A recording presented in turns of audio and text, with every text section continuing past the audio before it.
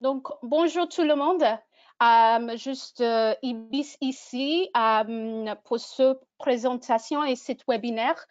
Si vous m'entendez bien, n'hésitez pas à nous faire un petit coucou.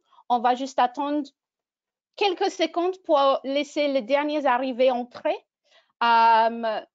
Donc, tranquillement, 2-3 secondes pour démarrer la présentation.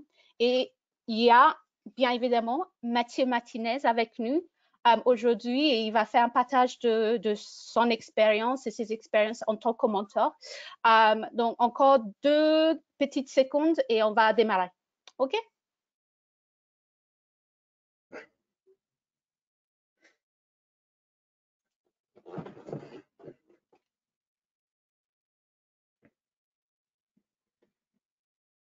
Donc, je vois des commentaires et bienvenue Bertrand, Barbara, Benoît, merci de votre participation. OK. Donc, je pensais on est prêt pour démarrer. Donc, bienvenue tout le monde. Je pense une bonne partie de vous me connaissent déjà. Je suis Ibis Lillet dans l'équipe Mentorat. Donc, ça fait avec tous ces changements de mise en place d'une nouvelle configuration pour les autofinancés. Il y a eu pas mal des inquiétudes exprimées parmi les mentors sur comment bien gérer ces sessions, comment bien faire. Et on comprend tout à fait que ce changement est important pour la communauté. On ne prétend pas du tout qu'on a la recette magique qui va résoudre tout. Cette occasion, c'est juste une opportunité de partager ce qui sont des bonnes pratiques qui sera à la fois bénéfique pour les sessions courtes, c'est-à-dire des sessions de 30 minutes pour les étudiants autofinancés et les sessions plus longues de 45 minutes pour nos étudiants financés. Donc, voilà. Mathieu, tu peux, sur le prochain slide, je présente Mathieu. Il est... Ah, pardon. Juste... voilà, donc je présente Mathieu. Donc, il est mentor sur le parcours Java. Il est également un mentor, un ancien étudiant, excusez-moi, sur le parcours expert Java. Donc, il connaît parfaitement les challenges à la fois en tant qu'étudiant et en tant que mentor. Et en tant que son travail professionnel, il est chez Sierra Wireless en tant qu'ingénieur logiciel. Donc, nous sommes ravis d'avoir Mathieu avec nous pour partager sa façon de gérer ces sessions. Voilà. Et juste sur le prochain slide, quelques conseils pratiques. Donc, si vous voulez intervenir, vous pouvez lever la main. Il y a les icônes derrière. Vous pouvez poser vos questions dans le panneau dédié.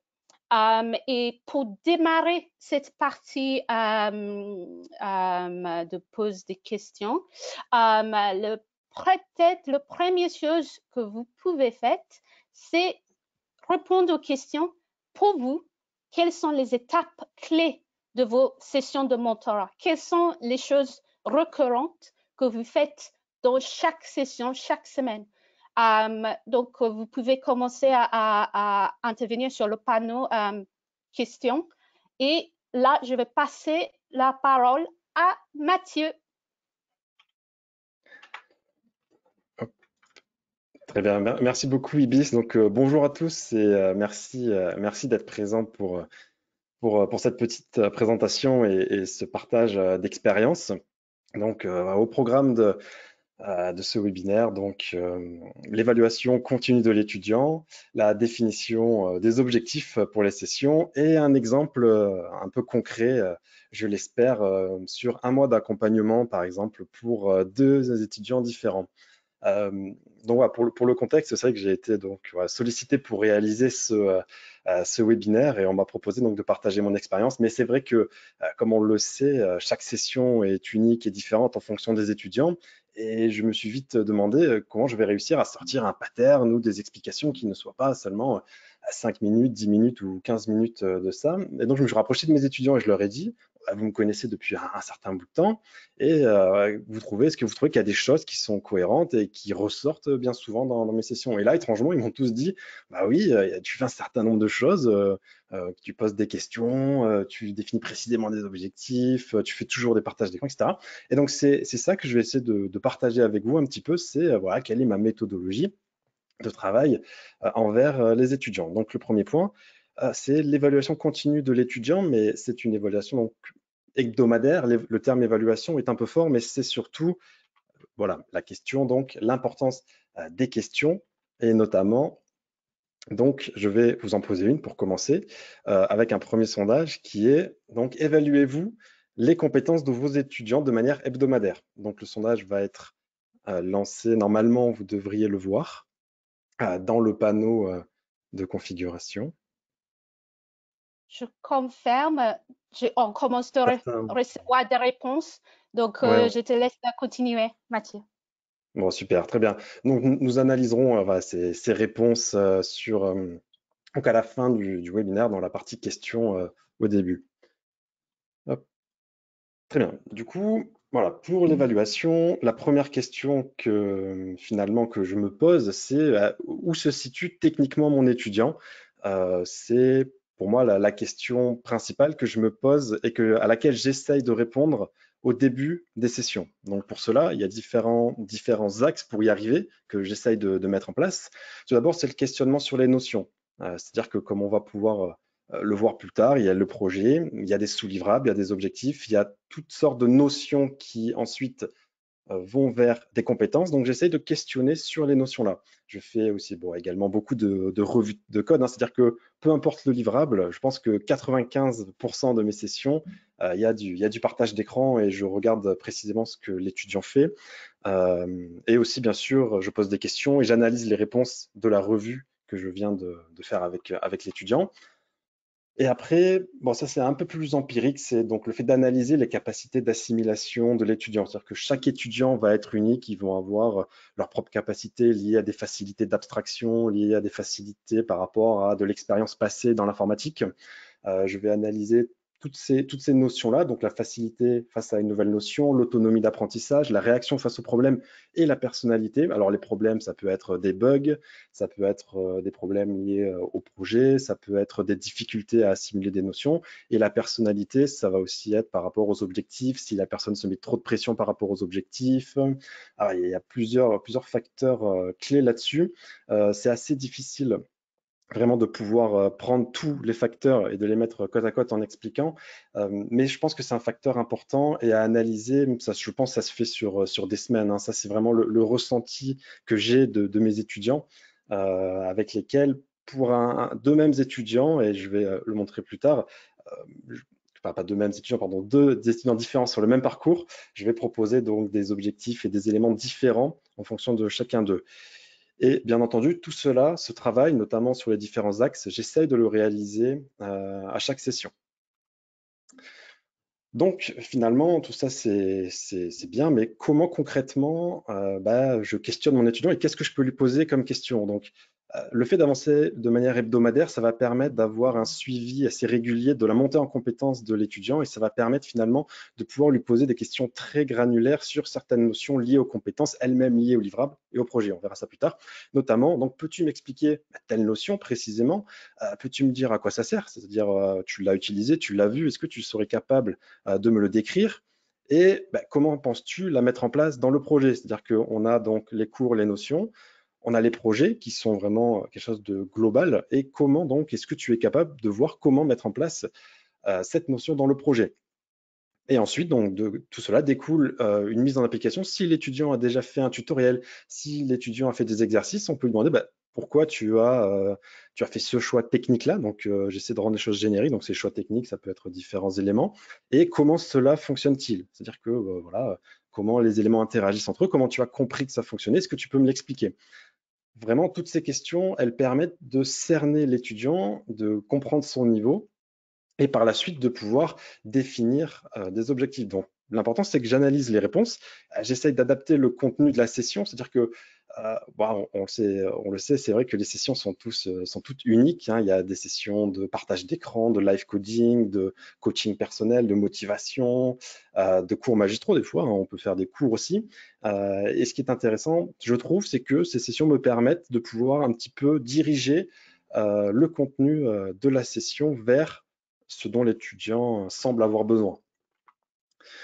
Ensuite, il y a aussi un point important, c'est, si jamais il y en a, de cerner les difficultés rencontrées et d'essayer de comprendre exactement quelles notions ont été difficiles à assimiler. Par exemple, quelle notion n'as-tu pas compris? Donc là, on peut demander, montre-moi ce que tu as fait. Peut-être montre-moi la ressource que tu as utilisée. Peut-être si c'est Open Classroom, le QCM notamment, on utilise les QCM aussi et l'analyse des erreurs des étudiants sur les QCM d'Open Classroom ou les activités. Voilà, donc ensuite, quelles ressources as-tu utilisées pour étudier? Donc, si c'est des ressources externes, etc. Et pourquoi pas proposer, en cas de difficulté, d'autres ressources. On y reviendra peut-être un petit peu plus tard. Et enfin, donc, la question, as-tu mis en pratique la notion dans un tutoriel exercice? Si oui ou non. Sinon, je te propose cela pour essayer de rendre la notion concrète dans un exercice, voilà, soit que je fais nous-mêmes, hein, enfin que je fais moi-même, pardon, en tant que mentor, ou qu'on peut trouver sur différents tutoriels. Et finalement, les réponses à toutes ces questions, eh bien, elles peuvent guider des objectifs. C'est-à-dire qu'en fonction des réponses, on va pouvoir noter presque, j'ai envie de dire, en temps réel, dans le compte-rendu ou sur un papier ou quelque part, différents objectifs, différentes notions qui n'auraient peut-être pas encore été acquises par rapport aux réponses de l'étudiant. Maintenant, donc, ce qu'il en découle de toutes ces questions, c'est une autre partie importante qui est donc la définition des objectifs.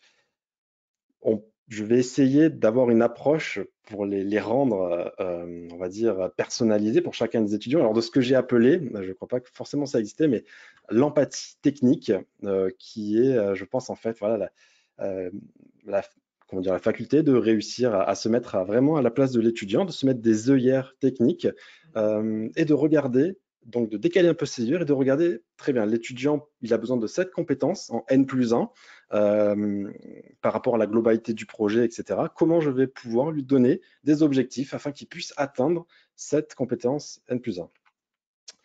Donc là, on va avoir une deuxième question, un deuxième sondage qui a été envoyé. Donc, je confirme à la fois que on commence à recevoir des réponses. Donc, n'hésitez pas à cliquer, répondre, réagir sur les questions, parce qu'en fonction, on va continuer à préparer des autres opportunités, des échanges entre les mentors, des ressources pour vous accompagner, etc. Donc, je vous laisse encore quelques secondes pour répondre au sondage. Merci beaucoup. Merci beaucoup, Ibis.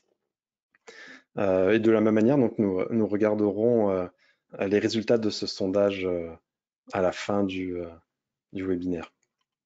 Oui, il y a pas mal de réponses. Très bien. Ouais. Donc, je vous laisse encore répondre un petit peu. Alors, très bien. Donc, voici un diaporama sur les objectifs. Alors, Ibis, peut-être que tu veux prendre la parole sur ce diaporama? Oui, donc ça, c'est un peu la théorie de qu'est-ce que c'est un bon objectif. Et Mathieu, il est vraiment sur la partie concrète, pratique de comment vous appliquez tous ces éléments dans vos sessions. Donc, effectivement, je pense qu'on est plusieurs à avoir le même challenge professionnellement de dire comment on définit un objectif. Donc, ce qu'on essaye de faire même, nous, en tant que salariés chez Open Classroom, c'est de nous donner des objectifs qui remplissent plusieurs critères. Donc, la première chose, c'est que cet objectif doit être spécifique. Donc, de dire, par exemple, à un collègue ou à un étudiant, c'est « Ah oui, il faut améliorer vos présentations. » C'est genre, bah, merci, ça m'aide énormément, mais comment? Donc, il faut être précis. Donc, est-ce qu'on parle de la façon de présenter? Est-ce qu'on parle de la façon de gérer le timing? Donc, il faut être spécifique à une problématique à résoudre. Donc, le deuxième élément, c'est mesurable. Donc, quand on dit mesurable, il faut avoir des indicateurs de dire que si on atteint cet objectif, comme ça, on peut être tout contente et se féliciter. Donc, quand on dit mesurable, quand on dit pour une bonne présentation, mesurable, ça peut être quels sont le taux dans le sondage envoyé par la suite, quel est le taux de satisfaction, par exemple. C'est quelque chose de mesurable. Et par exemple, pour les cours des étudiants, si on dit il faut regarder un cours, 2 cours, c'est mesurable. Et après, le deuxième, le A, c'est acceptable, atteignable. Donc, l'objectif doit être raisonnable, ça doit être approprié, adapté à la personne spécifique et le cas spécifique. Donc, de parler, de donner des conseils à quelqu'un qui a fait 1000 interventions, qui est un parleur, qui est déjà bien expérimenté dans la gestion de présentation, on ne donnera pas le même objectif à cette personne que à quelqu'un qui fait une présentation pour la première fois. Donc, il faut être toujours adapté, atteignable pour l'individu. Et le R, c'est relevant en anglais, relevant, plutôt pertinent en français. Donc, ça doit être lié à ce que la personne est en train de réaliser, en train de mettre en pratique. Donc, par exemple, dans le cas de Open Classroom, tout le monde a des objectifs qui sont liés à nos objectifs d'entreprise globaux. Que c'est pas la peine qu'un salarié individuel travaille sur un projet très sympa, mais qui a aucun lien avec nos objectifs global. Mais il peut avoir un intérêt. Mais dans l'objectif d'être aligné, d'aller tous ensemble dans la même direction et d'amener un individu vers un objectif plus large, ça doit être toujours relevant ou pertinent. Donc, le dernier élément, c'est le T, donc la partie du temps. Donc, pour les sessions, la question de temps, c'est assez facile. Il y a chaque semaine, vous rencontrez vos étudiants. Donc, ça doit être quelles sont les choses à faire pour la prochaine session. Donc, je laisse Mathieu reprendre par la suite. Merci Ibis, oui, c'est vrai pour ces explications de Smart qui vont être pertinentes et cohérentes avec ce que je vais présenter par la suite. Donc, c'est vrai que j'ai été moi-même étudiant sur le parcours expert Java EE, donc vraiment axé développement. Et c'est vrai que le premier ressenti, vraiment, quand on arrive face à un projet, c'est vraiment la montagne de compétences requises qu'on a. Donc, on a un projet, on a un cahier des charges, on a un besoin client qui est énoncé. Et clairement, on ne sait pas vraiment par où commencer. Il y a plein de fonctionnalités, il y a une stack technique. Alors ça, c'est pour le développement, mais il y a bien sûr bien d'autres projets. Ça peut être tout à fait applicable à d'autres parcours par rapport à la livraison de documents ou de la mise en place de réseaux d'entreprises. Donc, il y a aussi énormément de cours et on se demande mais comment on va lier les cours au projet. On apprend là les variables, les fonctions, mais comment on le met en place dans une fonctionnalité du projet, etc. Et comment je réponds d'ailleurs aux questions du mentor que j'ai présenté plus haut, par exemple. Donc, tout ça, c'est un ressenti de l'étudiant. Hein. C'est vraiment par où commencer, comment avoir une ligne de conduite durant tout le projet. Et finalement, je me suis rendu compte, alors à la fois par moi-même et aussi par énormément de collègues que j'ai côtoyés. Je faisais partie d'une promotion Donc on a pu sur Discord vraiment beaucoup communiquer. On s'est rendu compte que ce qui était essentiel, c'était les objectifs, parce que finalement, ça permet de découper les compétences et d'avoir une visibilité sur les marches à gravir pour monter en haut de l'immeuble. Ça permet de donner une ligne de conduite aussi hebdomadaire, c'est-à-dire que alors ça, c'est quelque chose qui va permettre à l'étudiant, enfin qui m'a permis, les matins, je me lève, je me connecte à Open Classroom, j'ouvre mon dashboard et je vois les objectifs que je dois atteindre dans la semaine. Certains sont déjà cochés, d'autres ne le sont pas. Et voilà, ça m'a permis de pouvoir avoir cette ligne de travail durant toute la semaine et donc de garder un petit peu la motivation et la stimulation pour avancer dans le parcours malgré ce ressenti de montagne de compétences à acquérir. Donc c'est vraiment un point de repère et je pense que c'est pour ça que, en tant que mentor par la suite, j'ai apporté beaucoup d'importance donc à ces objectifs. Et puis donc j'ai eu l'opportunité de devenir mentor chez Open Classrooms et là je me suis positionné de l'autre côté et finalement c'est vrai que quand on arrive en tant que mentor, on a le livrable final du projet. Alors on n'a pas la solution, mais c'est vrai qu'on a le guide mentor, on a aussi l'énoncé comme l'étudiant, mais c'est quelque chose d'attendu où on a les critères finaux, et certains guidelines. Et d'ailleurs, il y a quelque chose qui est apparu à droite. On a les livrables du projet et je pense que ça a été important du coup de cette démarche de ressenti d'étudiant de diviser en sous-livrables. Alors j'en ai mis 2, mais il peut y en avoir vraiment un certain nombre de toutes sortes. C'est-à-dire qu'un sous-livrable, selon moi, de ce que j'ai pu exercer, comme je pourrais vous le montrer tout à l'heure, c'est pas forcément quelque chose qui est intrinsèquement lié au projet, aux fonctionnalités et au livrable final. Ça peut être un livrable, par exemple, explique-moi telle notion, prépare-moi un document me répertoriant les besoins du projet, par exemple. Voilà, toute cette sorte de livrables qui, mis bout à bout, vont permettre d'arriver au projet final. Et ces livrables, finalement, ils vont être drivés, ils vont être pilotés par les objectifs qu'on va pouvoir donner, enfin que je peux donner à l'étudiant. Typiquement, objectif 1, par exemple, lire 75% de ce cours. On verra par la suite que potentiellement, ça peut être assez spécifique et parfois peut-être pas assez. Ensuite, un autre objectif, très bien, mais ces notions-là que tu as apprises dans le cours, applique-les à ce projet-là. C'est vrai que l'expérience que j'ai pu avoir en tant qu'étudiant m'a permis de voir les différentes marches à gravir afin d'atteindre un livrable final ou même une fonctionnalité.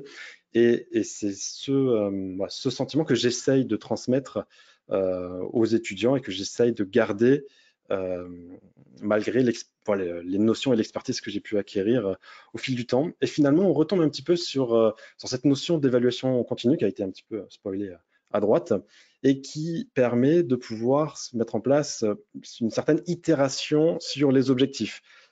Moi, j'ai remarqué moi-même en tant qu'étudiant et aussi en tant que mentor que finalement les étudiants, ils n'arrivaient pas forcément à atteindre les objectifs. Alors soit parce qu'il n'y a pas eu le temps, mais ça c'est pas une grosse problématique, mais surtout parce que ça a été difficile. Et j'ai découvert que, enfin j'ai découvert, c'est pas non plus ça, j'ai trouvé qu'il y avait donc une importance dans l'itération et la précision des objectifs. C'est pour ça que j'ai précisé un point X et de la même manière pour les livrables. Par exemple, on va donner un exercice qui regroupe un certain nombre de notions et l'étudiant va nous dire j'ai pas réussi à mettre en place cet exercice et on va lui poser des questions. On va dire très bien, bon, alors est-ce que cette notion quand même tu l'as acquise? Est-ce que tu peux me montrer? Est-ce que tu peux me créer un nouveau programme, un nouveau document? Est-ce que tu peux me représenter cette notion-là? Et ensuite, on va essayer d'itérer sur ces réponses, enfin j'essaye d'itérer sur ces réponses et de créer l'objectif encore plus petit et de descendre comme ça à chaque fois jusqu'à ce que l'étudiant réussisse à assimiler la notion et à réaliser finalement le premier objectif qui était fixé. Ça peut prendre des fois du temps selon bien entendu l'étudiant, ça peut prendre des fois une semaine, ça peut prendre des fois 3 semaines, le temps d'itérer vraiment et d'assimiler la notion. Et j'essaie de créer cette boucle du coup, de garder toujours l'évaluation, donc les questions et les retours, les objectifs et les sous-livrables et de préciser à chaque fois petit à petit les demandes et de descendre granulairement dans les objectifs. Donc toujours dans ma pratique, on va dire, l'importance des objectifs qui sont fixés à l'étudiant. Alors du coup, La question finalement, c'est d'accord, bon, il faut faire des objectifs et des sous-livrables, etc. Mais finalement, comment on définit des objectifs personnalisés? Donc là, on a un peu une timeline par rapport représenté différemment sur les projets sous-livrables et compétences. L'étudiant, il va se trouver à un endroit et il va avoir un mur devant lui, hein. Typiquement, c'est le mur de la connaissance où il va pas savoir vraiment euh, comment acquérir les compétences d'après. Et nous, on va être au livrable final, c'est-à-dire qu'on on va connaître ce qu'il faut faire, tout ce qu'il faut faire, on va savoir connaître ce qui est attendu, euh, mais on va pas, enfin, je ne vais pas forcément savoir réellement où se situe l'étudiant et où en sont ses compétences. Donc les questions que je veux lui poser vont me permettre de venir euh, me positionner à son niveau et d'essayer de me rappeler moi-même où j'en étais à ce moment-là, d'essayer de me mettre le mur, une sorte d'œillère technique, et de me dire, OK, très bien, tel étudiant, on est là aujourd'hui, d'après ce que j'ai pu relever, comment, quels objectifs, quelles ressources je peux lui donner afin qu'il acquiert les compétences nécessaires pour passer au sous-livrable 2. Donc ici, il y a quelques questions clés qui permettent de réussir à cette empathie technique, comme je l'ai précisé. Donc notamment, qu'est capable de faire mon étudiant à cet instant précis? C'est-à-dire qu'au moment où je lui parle pendant la session, qu'est-ce qu'il est capable de faire mon étudiant et quelles compétences précises lui manque-t-il afin d'avancer? C'est-à-dire que c'est vrai que en tant que mentor, on a l'expertise, on a un petit peu la vision sur les différents projets. Du coup, peut-être on va décaler un peu enfin, voilà, les œillères et je me dis, OK, qu'est-ce qui lui manque pour acquérir telle compétence et aller sur tel livrable? Et enfin, la question qui peut aussi aider, c'est qu'est-ce qui m'a moi-même aidé quand j'étais à sa place. Alors ça peut être une abstraction, ça peut être une ressource, ça peut être une notion, ça peut être toutes sortes de choses qui permettent de comprendre et de se mettre à la place, à la place de l'étudiant. Donc pour résumer un petit peu cette partie sur les objectifs, finalement, je trouve que pour moi, l'importance dans mon travail, c'est le découpage granulaire des projets en sous-livrables euh, qui soient vraiment atteignable par l'étudiant, mais ça, on le verra par la suite, mais surtout qu'il soit accessible. Je pense que c'est vraiment le terme qui est important. Cette notion également d'œillère technique, le fait de se dire, je pose les questions, mon étudiant en est là, très bien, je me mets à sa place, j'essaie de voir exactement quelles notions en périphérie sont importantes pour lui et comment je peux l'accompagner à réaliser et à atteindre ses compétences. Toujours autour de cette notion d'évaluation permanente qui permet d'itérer sur les projets, sur les objectifs, afin de pouvoir descendre et se mettre au niveau de l'étudiant dans les objectifs. C'est vrai que la difficulté, c'est qu'on a vraiment enfin, des étudiants, je pense que là, je peux dire on, parce que en tant que mentor, on a des étudiants de tous horizons qui ont vraiment tous les âges et toutes les capacités, etc. Et je pense qu'on a une grande difficulté à définir des objectifs précis pour chacun d'eux. C'est-à-dire que il y en a qui vont fonctionner pour certains étudiants. On va leur donner atteint 75% de ce cours et réalise telle fonctionnalité ou tel livrable et ils vont y arriver, ils vont créer les liens. Et c'est vrai que de mon expérience personnelle, il y a d'autres étudiants qui, avec les mêmes objectifs, ne vont pas forcément y arriver parce qu'ils n'ont pas la même vision, parce qu'ils n'ont pas les mêmes connaissances en amont, etc. Et j'ai trouvé que cette notion d'itération sur les objectifs, pour rentrer plus précisément, c'est-à-dire que pour reprendre cet exemple, on va pouvoir lui dire comme on le verra un peu plus tard, mais voit par exemple telle notion et prépare un petit descriptif de cette notion pour descendre vraiment dans les objectifs et accompagner l'étudiant au mieux. Donc maintenant, je vais essayer de concrétiser tout ça en décrivant donc un mois d'accompagnement avec un exemple de suivi personnalisé auprès de 2 étudiants. Donc ça a été plus ou moins personnalisé en fonction de mes étudiants et de l'expérience que j'ai pu avoir moi-même en tant que mentor. Et donc ça va être sur 4 sessions. Bien entendu, donc il y a des points communs, c'est-à-dire que la semaine 1, c'est la semaine de découverte. On essaye de prendre un référentiel commun où on a les étudiants en même temps la même semaine. Donc, on peut imaginer que c'est 2 nouveaux étudiants qui viennent de nous être transférés sur le même projet.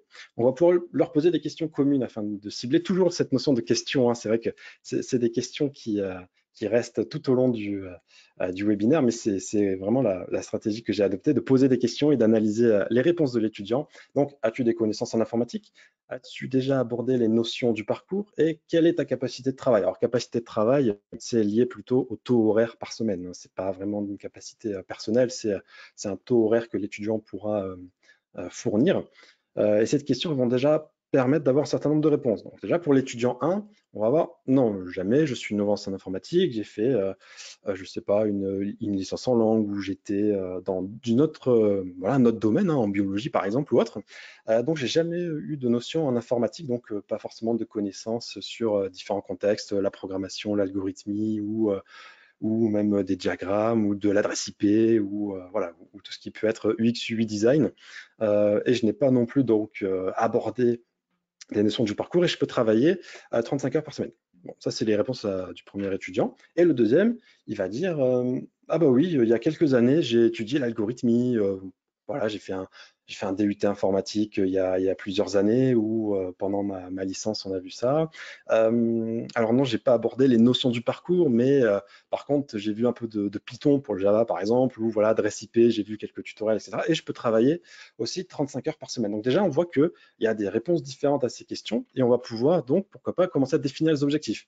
Donc on va dire, bon, bah, très bien, étudiant 1, bon, c'est vrai que j'aurais pu nommer différemment, mais étudiant 1, tu vas lire le projet et suivre X% de tel cours. Et comme on voit que voilà, c'est vraiment novice en informatique, on va lui proposer un certain nombre de notions clés que voilà que nous enfin en tant que mentor, que moi je sais clés pour le parcours. On va lui proposer de s'attarder un petit peu dessus et pourquoi pas de les expliquer, de préparer un petit document Word, un petit livrable, hein, un petit livrable 1.x, etc.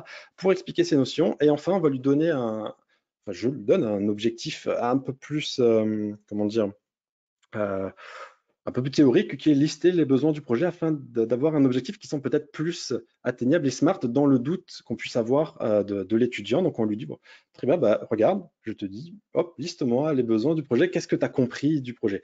Moi, si je demande ça aussi en amont de chaque projet, c'est parce que aussi ça peut permettre à l'étudiant de créer des liens dans sa tête. Donc il lit le projet une première fois, une deuxième fois, il analyse un peu, et ensuite il lit le cours et se dit, ah mais ok, on me demande telle fonctionnalité, et là dans le cours, je vois qu'on peut récupérer un input utilisateur, par exemple, etc. Et ça permet de créer des liens auprès de l'étudiant. Et pour l'étudiant 2, donc je vais lui donner des objectifs un peu cohérents, c'est-à-dire que je vais lui dire, bon, bah, tu lis le projet, tu suis tel pourcentage de tel cours, et tu me listes les besoins du projet, parce que c'est toujours intéressant de voir qu'est-ce que l'étudiant a compris du projet aussi, pour s'assurer qu'il part dans les bons clous. Et ensuite, donc, cette fois-ci, on va aller plus loin dans les objectifs. On a vu qu'il avait quelques notions et qu'il avait potentiellement abordé des notions. Donc, on va lui proposer un tutoriel sur une notion. Les variables, qu'est-ce qu'une adresse IP, mettre en place un petit réseau. Bon, voilà. On va lui proposer un tutoriel simple pour mettre en place ces notions. Et surtout, c'est vrai que j'essaie de faire en sorte qu'à la fin de chacune de mes sessions, je relise les objectifs avec les étudiants et je m'assure qu'ils ont bien tout compris, les objectifs. Ça veut dire que je prends des notes, c'est vrai, pendant la session. Donc j'ai souvent, bon, j'ai deux écrans et j'ai un premier écran où il y a le visio et le deuxième où j'ai le compte rendu. Et sans remplir le compte rendu en entièreté, je prends des notes par rapport au déroulé de la session. Et je vais rentrer un peu plus dans les détails dans la slide d'après. Et à la fin, hop, très bien, on prend 2 minutes avant de se dire au revoir et de planifier la prochaine session. Et je dis, très bien, j'ai trouvé cet objectif, cet objectif, cet objectif. Qu'est-ce que tu en penses? Et là, donc, je m'assure que l'étudiant a compris l'objectif et que quand il se remettra devant le lendemain ou 2 jours après pour travailler, il pourra bien être au courant. La semaine 2, donc une semaine est passée, et là de la même manière, on peut avoir des questions communes, hein, malgré les deux étudiants finalement. Donc c'est, as-tu rencontré des difficultés par rapport à la semaine? Si oui, lesquelles? Et peux-tu me montrer ton travail? Donc l'étudiant 1, il va répondre oui, j'ai eu des difficultés sur telle notion, donc il peut lister un certain nombre de notions, et j'ai pas réussi à expliquer les notions que tu m'as demandé. Je les ai vues, j'ai suivi le cours, etc., théorique, mais j'ai pas réussi à saisir ce que ça voulait dire. Et ensuite, bien sûr, bon, il dira, j'ai réussi par contre le deuxième livrable et j'ai réussi à lister les besoins du projet. Donc, ce qui est intéressant, c'est que ça va me permettre de driver le contenu libre, ce que j'appelle ça un peu le contenu libre de la session, ce dont j'ai parlé tout à l'heure, qui est live coding, session de coaching, mentorat ou cours magistral. Le fait qu'il ait répondu ça par rapport à mes objectifs, ça va me permettre d'adapter, de pourquoi pas lui proposer même de mettre en place ces notions en pair programming, en live coding, c'est-à-dire que je vais faire un partage d'écran et on va ensemble mettre en place les notions dans un programme en essayant de lui expliquer pas à pas les différentes notions. Donc, c'est ça qui est intéressant aussi, c'est que ces objectifs et ces questionnements, ils permettent de structurer la session. Et cette session, on ne pouvait pas la structurer en amont. C'est-à-dire que la semaine dernière, j'étais incapable de savoir ce que j'allais faire cette session-là. Mais je pense que ça m'a permis d'avoir une gestion dynamique du contenu de la session. Très bien, donc maintenant on analyse un petit peu les réponses de l'étudiant 2. Donc, il n'a pas vraiment, enfin, j'ai pas vraiment rencontré de difficultés et je te montre le travail que j'ai réalisé. Donc, j'ai réussi le tutoriel. Regarde, j'ai bien fait ça et ça a marché, ça a compilé, les machines ont bien communiqué, etc.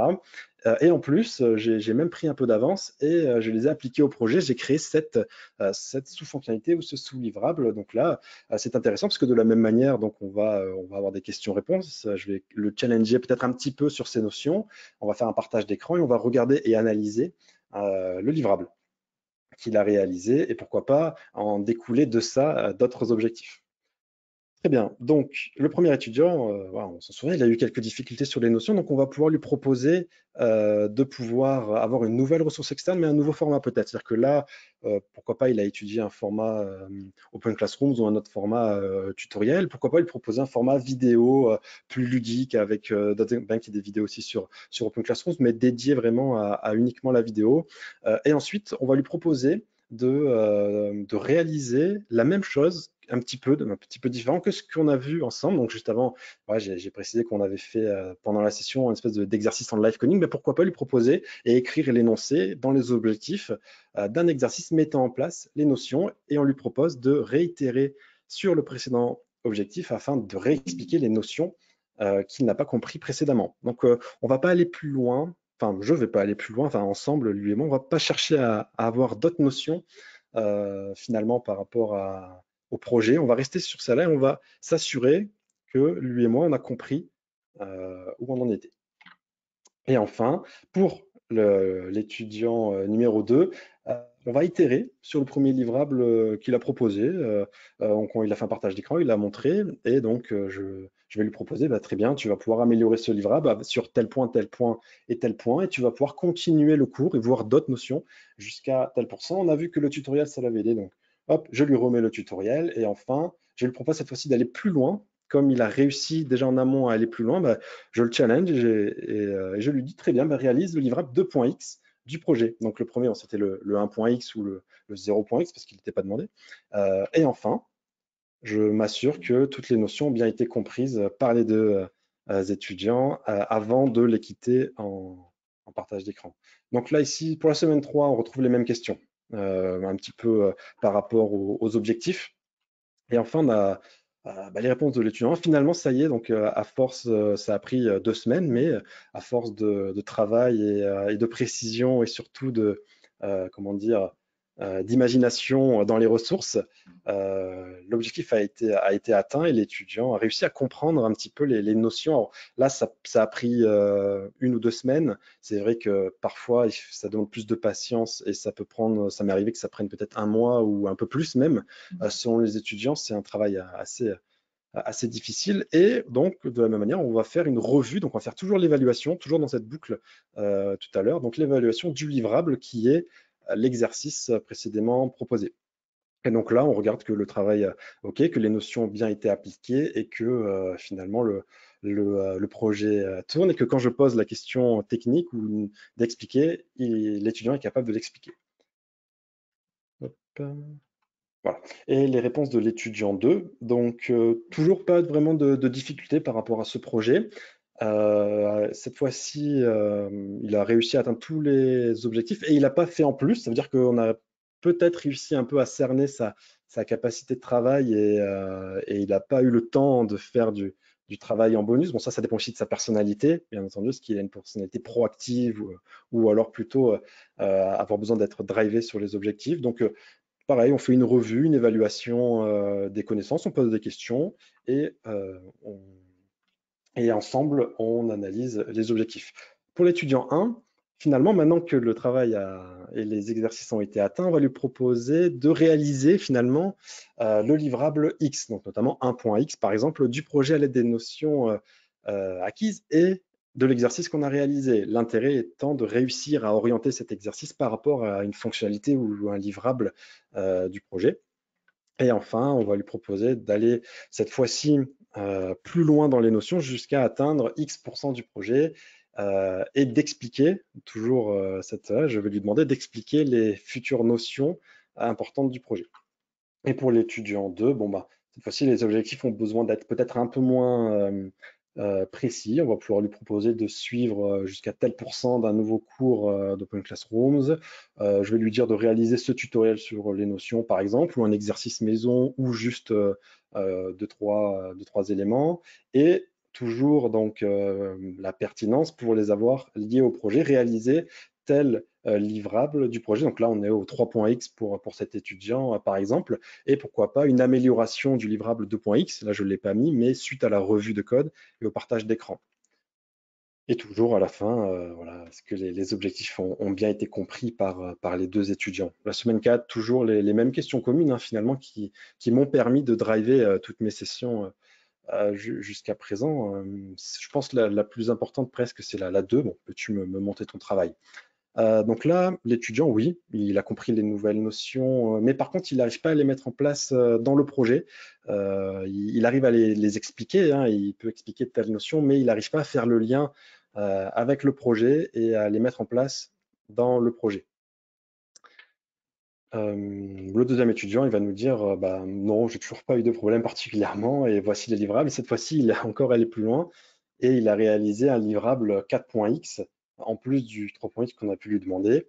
Donc là, de la même manière, pour l'étudiant 1, on va pouvoir réitérer sur un exercice personnalisé. Alors, c'est pas forcément des exercices très longs, hein, ça peut être vraiment revoir le code ensemble pendant 10-15 minutes pendant la session, expliquer des concepts, mettre en place quelque chose et ensuite mettre les exercices sur ces notions-là.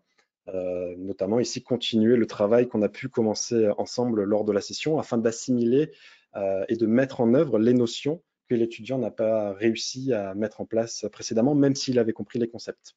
Et enfin, donc, appliquer les nouvelles notions vues à l'aide d'un nouveau tutoriel, pourquoi pas. Donc là, on va essayer de challenger un petit peu l'étudiant 1 avec tous ses objectifs, toujours en essayant d'être précis dans la définition des objectifs. Et enfin, pour l'étudiant 2, bon, ben, je vais proposer des améliorations pour les livrables 3.x et 4.x. Donc, suite à la revue de code, je vais lister un certain nombre de points, pourquoi pas améliorer des bonnes pratiques à mettre en place ou quelque chose à faire différemment, suivre X% donc, du nouveau cours d'Open Classrooms, réaliser ce tutoriel toujours, et enfin le livrable, etc., pour se représenter un peu le diagramme qu'on avait avec les livrables et les objectifs et l'évaluation continue sur l'itération. Et enfin, la fameuse question si à la fin de la session les objectifs ont bien été compris et si l'étudiant, c'est que je ne l'ai pas mis, mais est-ce que l'étudiant voit ce qu'il a à faire aussi? Ça, c'est une question que je pose, c'est très bien, est-ce que demain tu te mets derrière ton PC, est-ce que tu vois ce que tu as à faire? C'est vrai que c'est une question aussi qui peut être pertinente à poser. Donc, pour résumer, bah, bon, il y a clairement le questionnement, hein, je pense que c'est un peu l'élément qui a drivé ma présentation, poser des questions pertinentes. C'est vrai que les réponses, finalement, j'essaie de les apporter dans la semaine type, mais c'est l'étudiant qui sera capable de nous répondre, de me répondre, et ensuite de pouvoir analyser ces réponses et vraiment avoir une itération sur les objectifs. La vérification des livrables, c'est vrai que c'est quelque chose que je fais vraiment à 95%. Des fois, l'étudiant commence à me dire ouais, j'ai fait ça, j'ai réussi ça. Je lui arrête et je dis ok, mais bon, partage d'écran, montre-moi, je vérifie. Je m'assure donc voilà, que les objectifs sont précis et compris. Et ensuite, j'adapte en fonction des réponses des livrables, le contenu de la session. C'est pour ça que j'ai essayé de plutôt proposer un pattern de session plutôt que vraiment un contenu strict minuté sur une session, parce que ça peut être adaptable à 30 ou 45 minutes. Et ce que je pense, et ce que j'ai pu tester, c'est que c'est plus le contenu libre qui va perdre du contenu lors de, voilà, lors de la réduction du temps, mais je vais essayer personnellement de garder ce pattern questionnement, vérification. Ce sera certes plus précis, plus rapide. Je vais peut-être être plus précis dans mes questions et mes retours. Donc voilà vraiment pour le résumé. Donc en conclusion de tout ça, finalement, bon, je pense que le mentorat, c'est vraiment un travail d'équipe de toutes les parties, donc que ce soit Open Classrooms, le mentor ou l'étudiant. Donc c'est vraiment, pour moi, selon moi, ma stratégie, c'est important de poser les bonnes questions, de réussir à découper les projets en tant que voilà, qu'expert sur un domaine, sur un projet, de réussir à le découper en phases atteignables par l'étudiant et de continuer ce découpage. C'est quelque chose que j'essaye de faire très granulairement, d'évaluer l'étudiant constamment, lui poser des questions, essayer de savoir. Et à la fin de la session, j'essaye de me dire, OK, est-ce que j'ai compris où mon étudiant en est? Est-ce que j'ai compris où il en est dans les livrables et ce qu'il lui reste à faire pour la suite? Si j'arrive pas à répondre à cette question, je me sens pas très bien. Adapter le contenu libre, mais dynamiquement, c'est vrai que c'est assez compliqué de pouvoir imaginer ce qu'on va pouvoir faire en avance pendant la session, même s'il y a un certain pattern de contenu qu'on peut adapter. Détailler les objectifs, je pense aussi que c'est important, hein. Quand je dis détailler, c'est vrai que voilà, suivre tel cours où c'est compliqué, ou par exemple développer telle fonctionnalité ou tel sous-livrable, ça peut rester compliqué. Et ce qui est difficile, c'est que certains étudiants vont y arriver, c'est ça qui est difficile, et certains vont avoir plus de mal à y arriver et vont nécessiter plus de détails dans les objectifs. Donc voilà, je pense que dans ma stratégie, c'est important de détailler précisément les objectifs. Ça m'arrive de faire des comptes rendus de session avec un objectif des fois de 10, 15 lignes pour accompagner l'étudiant, sans mâcher le travail, hein, sans mettre du code dans le compte rendu, mais pourquoi pas une logique ou narrativement parlant, détailler les objectifs et enfin itérer sur ces objectifs afin de proposer quelque chose en réponse aux difficultés de l'étudiant. C'est quelque chose que j'essaye de faire aussi. Merci infiniment pour votre temps et votre attention très clairement. Je suis disponible si vous avez des questions et j'aimerais aussi, je ne sais pas s'ils verront un jour cette présentation, mais remercier mes étudiants, hein, clairement, parce que sans eux, je ne serais pas ici aujourd'hui. Je sais qu'ils ont une grande part de réussite dans leur projet. Ils sont tous super sérieux. J'ai beaucoup de chance de les avoir. Donc, merci à tous pour votre attention et nous allons pouvoir un petit peu débriefer sur les sondages et répondre à vos questions si vous en avez. Merci beaucoup. OK. Donc, d'abord, merci beaucoup, Mathieu, pour ces partages d'expérience. Donc, juste quelques premiers mots sur le sondage qu'on a reçu, qu'on a fait. Donc, il y avait le premier sondage déjà, évaluez-vous les compétences de vos étudiants de manière hebdomadaire. Donc, juste pour les informations, 53% d'entre vous ont dit oui, 12% non, et 35% ont dit je n'ai pas de méthode. Donc, là, j'espère que certains aiment le partage d'expérience de Mathieu sur le questionnement en permanence peut aider. On va mettre à jour les cours de mentor justement pour résumer, de vous fournir un référence sur comment vous pouvez faire ça de façon hebdomadaire. Déjà, est-ce que ce réponse vous surprend? Est-ce que c'est entendu? Vous pouvez réagir dans les questions ou lever la main. Et en attendant, je vais juste vous partager les résultats de le deuxième sondage. Donc, on a dit, arrivez-vous à fixer des objectifs à la fin de chaque session? Donc, on sait très bien, la majorité d'entre vous connaît les principes de SMART, etc. Mais mais par rapport au sondage, en réponse à cette question, arrivez-vous à fixer des objectifs à la fin de chaque session?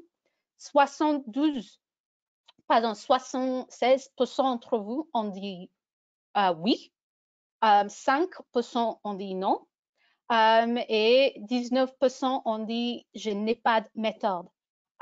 Donc, le méthode SMART, c'est théorique, mais j'espère également que le partage d'expérience de Mathieu sur la définition des objectifs à partir de la méthode de questionnement aussi vous aide. Et la réponse est pareil, on est en train d'intégrer vos retours, vos questions et vos partages d'expérience sur les cours qui vont finalement évoluer en permanence en fonction de vos feedbacks, à la fois pour vous et notamment pour les nouveaux mentors qui arrivent.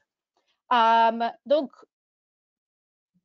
est-ce qu'il y a des réactions? Comment vous faites,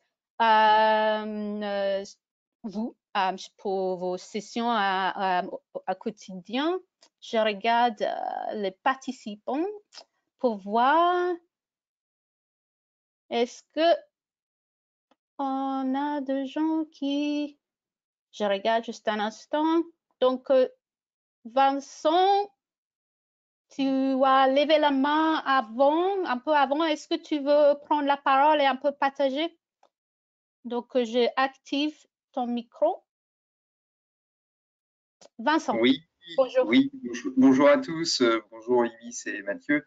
Merci Mathieu pour cette présentation de webinaire sur le rôle de mentor débutant. Il y a juste une question que j'avais pour un petit peu que tu me fasses un partage de ton expérience, Mathieu.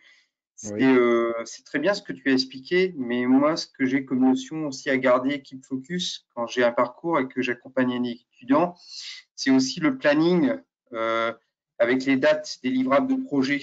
Et ça, c'est quelque chose par rapport à ce que tu as expliqué dans le détail de tes projets, par l'abord des objectifs à se fixer à chaque semaine. Comment tu fais pour donner aussi, bien conserver les dates d'objectifs, voir quand il y a du retard surtout, parce que on est bien, oui, tous les mentors, on a la même problématique et les objectifs et le temps est un peu le nerf de la guerre chez nous, quoi. Je te remercie pour ta réponse. Oui, merci pour ta question. Non, c'est vrai que souvent sur les projets, on demande donc ce fameux planning. Dans mon cas, déjà pour le réaliser, les dates sont aussi importantes et il y a des dates de projet, mais dans un premier temps, souvent je propose à l'étudiant de le calculer en fonction de différents critères, multiplier le temps par 1,5 et ensuite diviser par son nombre hebdomadaire. Mais je pense que ce planning, c'est mon point de vue, hein, mais c'est quelque chose d'indicatif et j'essaye pour des raisons de stress ou autres, de détacher un petit peu l'étudiant de ce livrable-là qui est fait au début du projet et qui lui-même et nous-mêmes en tant que mentor n'avons aucune visibilité sur la potentielle faisabilité. J'essaye de prendre du recul avec de l'étudiant et de proposer... Vous m'entendez toujours bien? Pardon. Il y a eu un petit coupure de son là. Ah, pardon. Je disais, donc j'essaie de prendre du recul par rapport justement à ces objectifs qu'on définit, enfin pas ces objectifs, mais à ces délais qu'on fixe au début, et j'essaie voilà, d'avoir un regard par la suite, mais plus un regard consultatif par rapport à ce planning, en se disant, voilà, on a réussi, là on n'a pas réussi, parce que je pense que même si un projet on y arrive, le projet d'après peut être beaucoup plus complexe. Il y a certains projets où il y a des grosses montées en compétences d'étudiants, donc ça peut prendre plus de temps.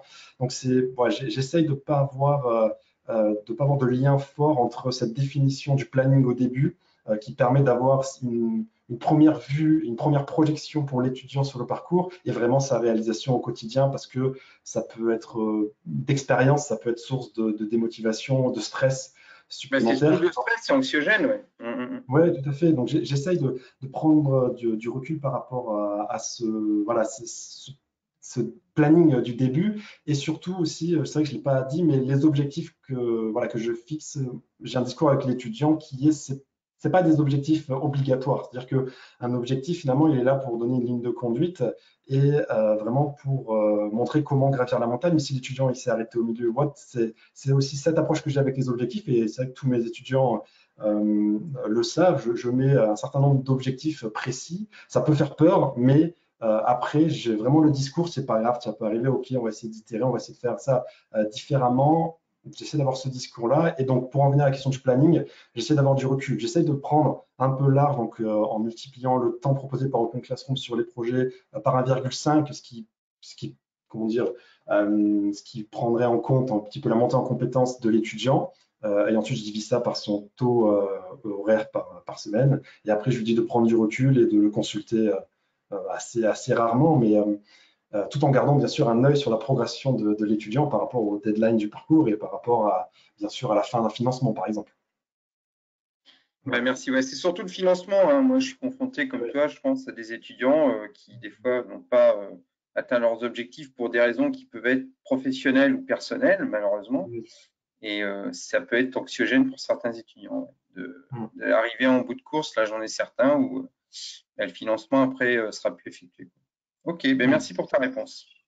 Merci Vincent. Et ce que je juste ajouterais que ça c'est vraiment plutôt évidemment un problématique des étudiants financés. La partie questionnement, définition des objectifs, etc. C'est pour tout le monde du coup. Mais juste en ce qui concerne des étudiants et le niveau de progression, on est en train de mettre en place des fonctionnalités sur la plateforme qui va permettre d'avoir un peu plus de visibilité sur, notamment pour les étudiants financiers, sur leur avancement par rapport au deadline. Mais en termes des inquiétudes sur comment ça peut stresser des étudiants, etc., je pense qu'il faut toujours avoir en tête que l'équipe Student Success est également un appui, que tu peux nous contacter pour que l'équipe Student Success peut faire le point en parallèle au mentor sur ce qui se passe avec l'étudiant. Parce que bien évidemment, en tant que mentor, vous portez une grande partie de ces challenges, mais je pense que l'équipe Student Success est là aussi pour partager cette charge de responsabilité. Je vois quelques autres mains. Olivier, il me semble que tu voulais échanger, donc je t'active ton micro pour que tu puisses prendre la parole. Olivier, du coup, tu es là toujours? Non? Oui, Olivier. et maintenant, est-ce que vous m'entendez? Oui, très bien. Oui. Très bien, bonjour. De me donner la parole. Donc, j'ai effectivement une petite question. Déjà, merci Mathieu pour ta présentation. Donc, tes sessions sont très complètes et pro. Donc, ça correspond à ma façon de faire. Maintenant, la question que je me pose, c'est comment mettre en œuvre tes recommandations en 30 minutes pour d'autant qu'avec le webinaire précédent, celui qui a eu la semaine dernière à destination des étudiants, on est plus à les inciter à préparer eux-mêmes leur session. Ouais, la question est suffisamment claire et je te remercie de ta réponse. D'accord, je comprends ta réponse. Concrètement, et ça c'est vraiment une certitude, ce que je vous ai présenté là, concrètement, ça me prend aucun temps supplémentaire, soit sur 30 minutes, soit sur mes 45 minutes. C'est pas quelque chose que je fais à côté, puisque c'est pas forcément possible de réussir à identifier les questions de l'étudiant. Mais par contre, donc oui, c'est vrai que ce qui a été annoncé, c'est donc que l'étudiant puisse travailler de son côté, pourquoi pas envoyer un plan de mission ou autre, mais un plan de session ou autre. Je pense que les objectifs, en fait, ils peuvent avoir un rôle là-dedans par rapport à l'étudiant. C'est-à-dire que si voilà, si je fixe tel ou tel objectif, l'étudiant précis, il va savoir exactement comment va se dérouler la session suivante comment dire, par session empirique, il va voir comment ça se passait avant et finalement, je pense pas, du moins mes étudiants ne ressentent pas le besoin, donc j'en ai une quinzaine aujourd'hui et depuis voilà, un certain nombre de temps et ils n'ont pas le besoin de m'envoyer un plan, même après avoir vu quoi que ce soit, ils savent tout, enfin, quand ils arrivent, hop, salut, ça va, bon, bah, bien sûr la famille, le lien, hein, j'ai une question là-dessus tout à l'heure aussi très intéressante sur le lien qu'on a avec l'étudiant et ensuite, hop, on partage d'écran, livrable, hop, questions, fonctionnalités et analyse. Donc c'est comme ça que je gère les éléments et je pense que je prends aussi des notes sur les objectifs pendant la session. J'essaye bien sûr de ne pas casser la dynamique, mais quand l'étudiant il présente un livrable, que je vois quelque chose, hop, je prends une note et je mets OK, améliorer telle fonctionnalité. Et je trouve que du coup, ce process me permet de savoir, comment dire, d'avoir un contenu de base pour la prochaine session et ensuite d'adapter le contenu libre en fonction du besoin de l'étudiant. Voilà, donc, je ne sais pas si j'ai répondu à ta question, mais voilà, c'est quelque chose qui, je trouve, enfin, personnellement, après c'est peut-être la pratique, mais me prend dans tout ce qui est définition des objectifs, me prend pas la grande majorité du temps des sessions. Okay. Non, donc oui, tu as répondu en partie à ma question. Ma question n'était pas forcément sur les objectifs où la partie objectif est très claire. Hein, il n'y a pas aucun stress là-dessus. Ma question portait plutôt sur tout le déroulement de la session autour des questions que tu vas lui poser, les réponses qu'il va t'apporter, le partage d'écran avec la revue de code. Alors, moi, je fais pas beaucoup de revues de code. Hein. J'ai quelques étudiants sur les parties développeurs web, mais c'est tout. Sinon, je suis plutôt technicien informatique. Mais voilà, ces parties partage d'écran, notamment quand il y a des difficultés, hein, sont par expérience plutôt très preneuses de temps. Ouais, chronophage, ouais, tout à fait. Ouais. Non, je suis d'accord. Mais en fait, c'est un petit peu ce que je disais, c'est que c'est ce contenu libre, partage d'écran, qui va être impacté certainement par la réduction du coup de temps présentiel, hein, parce que c'est mathématique. Et c'est là que ça va être difficile d'intervenir dans les 30 minutes. Ça, clairement, j'en suis conscient et ce serait dire n'importe quoi le contraire. Voilà. Après, ça va faire partie des contraintes, comment aider un étudiant techniquement qui est bloqué, est-ce qu'il va falloir dédier une demi-heure de session là-dessus, est-ce qu'il faut réussir à lui proposer les ressources Stack Overflow ou autres pour le débloquer, est-ce qu'il faut jouer sur la communauté? Par exemple, j'ai créé une communauté de mes étudiants aussi sur Discord et voilà, et on communique comme ça de temps en temps sur cette plateforme-là, ou les plus avancés, pourquoi pas, s'ils le veulent, peuvent essayer d'aider les anciens.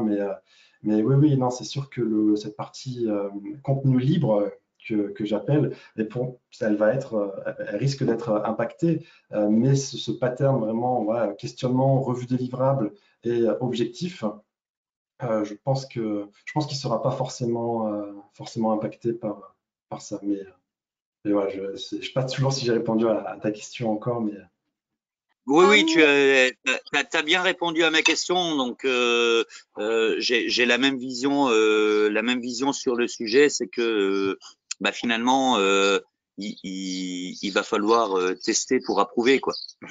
Merci beaucoup pour ta réponse, en tout cas, Mathieu.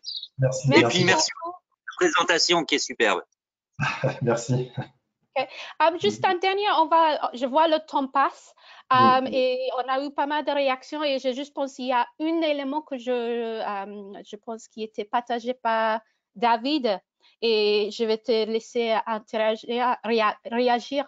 Et il dit, il manque juste la partie,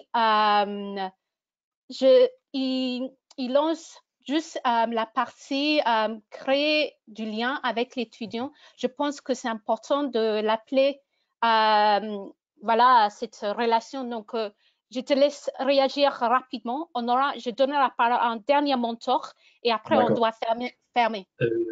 Ça fait déjà ça que ça passe. Oui, c'est vrai que ce lien, je ne l'ai pas forcément explicité dans mon expérience, même s'il est fortement présent. Enfin, voilà, je pense qu'on a tous des étudiants, je pense que pas des amis, mais presque, et on connaît la femme, le chien, les enfants. Des fois, il vient sur les genoux. Donc, ce lien-là, enfin, il est fondamental. Et c'est vrai que je ne l'ai pas fait ressortir, mais il est très important. Et pour moi, c'est vrai que ça dépend les étudiants, mais parfois il est plus au début. Donc, c'est-à-dire qu'au début, on va se présenter, on va prendre 5 minutes, 10 minutes pour parler de la famille. Ça peut être important pour la motivation, pour comprendre aussi. Il y a beaucoup de choses sur la personnalité de l'étudiant et sur sa capacité de travail. Mais aussi souvent, je le fais à la fin. Par exemple, si je vois qu'il nous reste du temps, si on fait à 20 minutes, 25 minutes, ce qui arrive avec de très bons étudiants, hein, ça c'est clair et net. Ben voilà, 5-10 minutes où on parle. Alors, et toi, comment ça va? Les gens, financement, comment ça se passe à l'entreprise? Est-ce que tu as des projets? Tu t'entends bien avec ton équipe? Voilà, tout ce lien, bien sûr, il est fondamental et il est prépondérant dans la relation que j'ai avec mes étudiants. Ça, c'est clair et net, hein. Ouais. OK, on va juste terminer. Merci Mathieu. On va juste terminer avec un mentor rapidement parce qu'on a déjà dépassé et vous avez tout ce travail. Donc, Sandy, je te laisse prendre la parole rapidement pour échanger un peu, partager tes pensées. Je ne sais pas Bah, si… si vous m'entendez là. Oui, Ouais, c'est salut bon. Sandy. Donc oui, bah moi ça revient à ce que tu disais à la fin, Mathieu. Donc merci pour cette présentation. Moi j'ai comme eu l'impression qu'on a une trame assez classique, donc ça me va très bien. Et comme là on était quand même sur rendre effectivement la session de mentorat plus efficace, plus motivante. Moi j'aurais voulu qu'on aborde quand même d'autres choses parce que tu dis bien que tu rajoutes 5 à 10 minutes à la fin. Donc sur les 30 minutes, il faut gérer le plan socio-affectif, motivationnel, métacognitive en plus de toute la partie expertise. Et ça, je la vois pas et ça me semble être essentiel, surtout qu'il y a des projets qui sont pas forcément techniques. Non. Et la démarche comme dossier, c'est quand même de pousser les gens à travailler entre eux. Donc, comment sont traités les sentiments d'appartenance ou rompre l'isolement ou susciter l'entraide dans ces 30 minutes. Non, Je mais vais juste attends, Mathieu, désolé.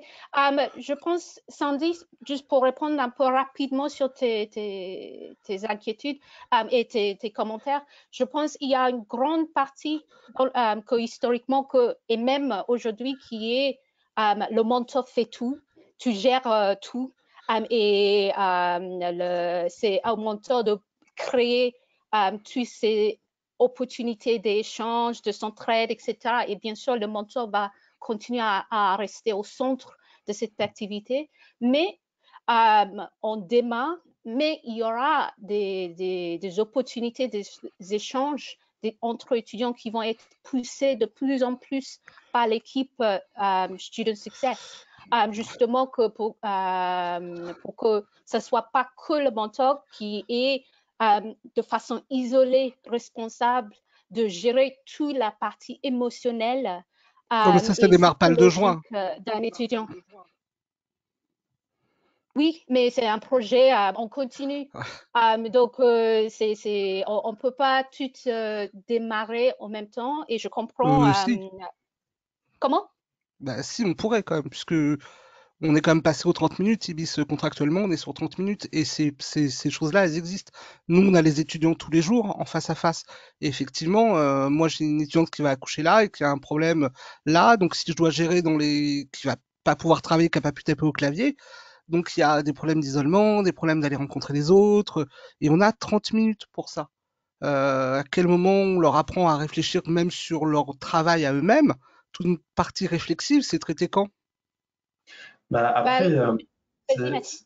ouais, oui, je peux répondre parce que j'ai fait face aussi à des gens qui ont eu des problèmes.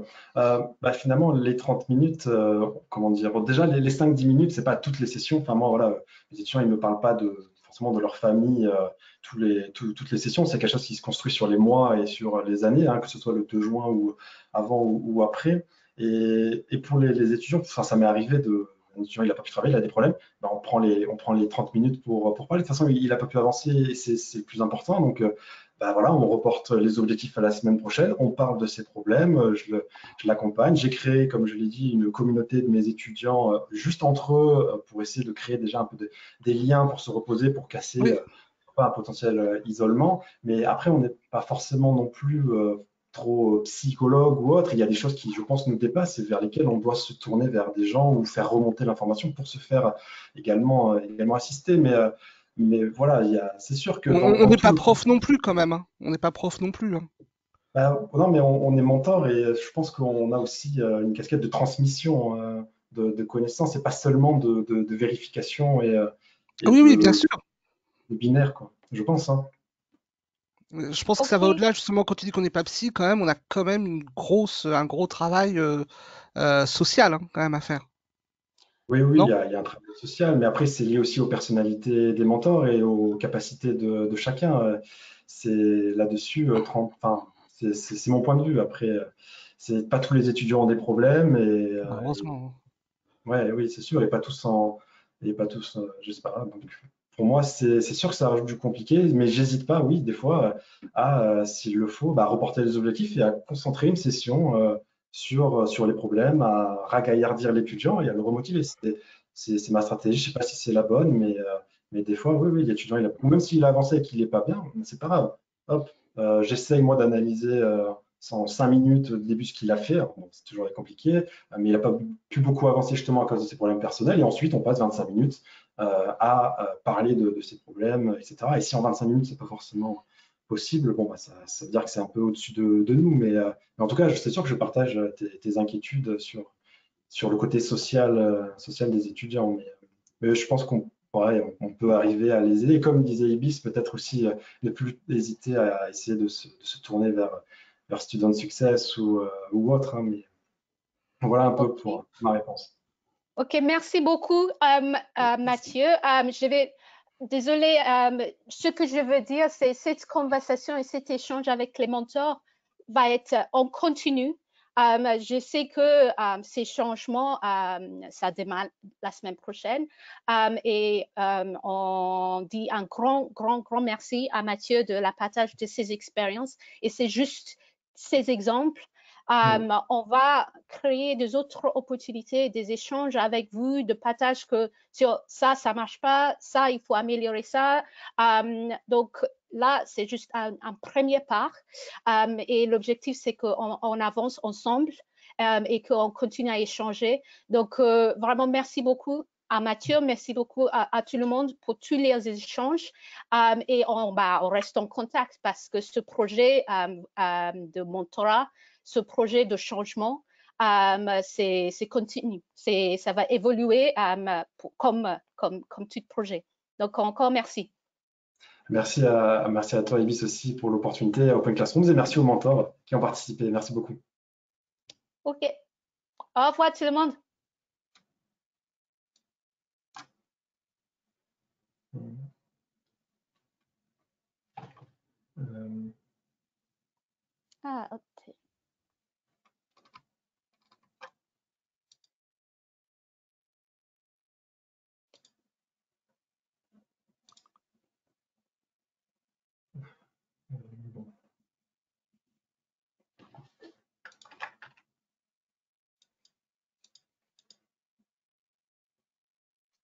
Ok. Ok.